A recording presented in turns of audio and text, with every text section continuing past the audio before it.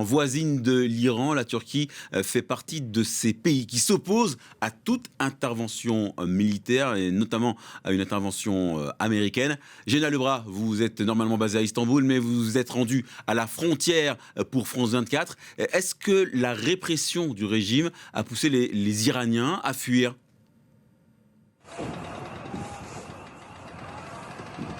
Oui, on a observé depuis plusieurs jours à cette frontière turco-iranienne, là où je me trouve, une augmentation de la fréquentation et des mouvements. Ceci dit, aujourd'hui, la quantité de personnes qui ont fait ce trajet a largement diminué. Alors ça peut s'expliquer par deux choses. La première, c'est que la vague de contestation qui afflue à travers l'Iran semblerait se réduire ces derniers jours, puisque la nuit dernière, c'était la troisième nuit sans mouvement de grande ampleur, semble-t-il. Et puis aussi parce que Trump, qui au départ faisait de grandes menaces s'agissant d'une possible intervention militaire, il semble désormais hésiter sur les modalités d'une potentielle attaque, à savoir une cyberattaque ou alors des frappes ciblées, alors que dans le même temps, Washington et Téhéran se disent toutes les deux prêtes à la négociation.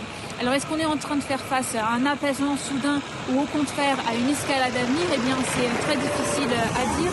Ces derniers jours, néanmoins, je viens de vous le dire, le nombre de passages ici a augmenté, rien de massif, mais tout de même, les gendarmes ici parlent de 200 à 300 personnes par jour. Ce n'est pas anodin, surtout durant cette saison. Aujourd'hui, j'ai pu rencontrer des gens qui faisaient ce trajet. Alors, il y avait des profils assez divers. J'ai rencontré un homme qui disait venir de l'une des villes alentours de la frontière. Il disait avoir fui sa ville puisque notamment dans son quartier, il raconte avoir vu des centaines de morts s'empiler dans les rues. J'ai discuté aussi avec un couple d'un certain âge qui venait de Téhéran et qui ont fait le trajet plus de 24 heures pour arriver à cette frontière, pouvoir accéder aux télécommunications et appeler leur fils qui se trouve à Sydney pour pouvoir leur dire qu'ils étaient en vie. On a beaucoup de gens ici qu'on voit passer, qui rentrent et qui sortent du pays, notamment pour avoir accès à Internet.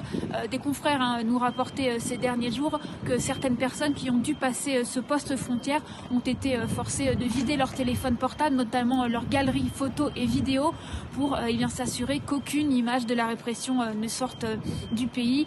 Il faut savoir aussi que c'est compliqué, beaucoup de gens ne veulent pas nous parler, ils sont terrifiés et c'est quelque chose qu'on avait retrouvé déjà en juin dernier lors des bombardements israéliens. La population iranienne est absolument horrifiée, terrifiée par son régime. C'est donc très difficile de dialoguer avec eux. Géna, quelle est la position officielle de la Turquie vis-à-vis de cette répression sanglante qui se déroule chez son voisin iranien ? Alors la Turquie, elle a une position très timide sur les mouvements de population. Je vous l'ai dit, elle a confirmé qu'il y avait une augmentation de la fréquentation de ces postes frontières avec l'Iran ces derniers jours, mais elle a assuré qu'il n'y avait rien de massif et que si la situation devait changer, elle prendrait les mesures nécessaires.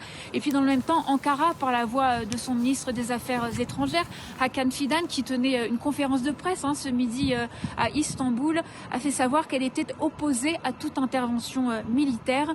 Nous pensons que l'Iran doit être capable de résoudre ses problèmes seul, a-t-il insisté. D'ailleurs, le ministre expliquait que selon lui, ces protestations ne sont pas un soulèvement contre le pouvoir iranien, mais uniquement lié à la crise économique. La Turquie, aujourd'hui, elle appelle donc au dialogue pour résoudre cette crise.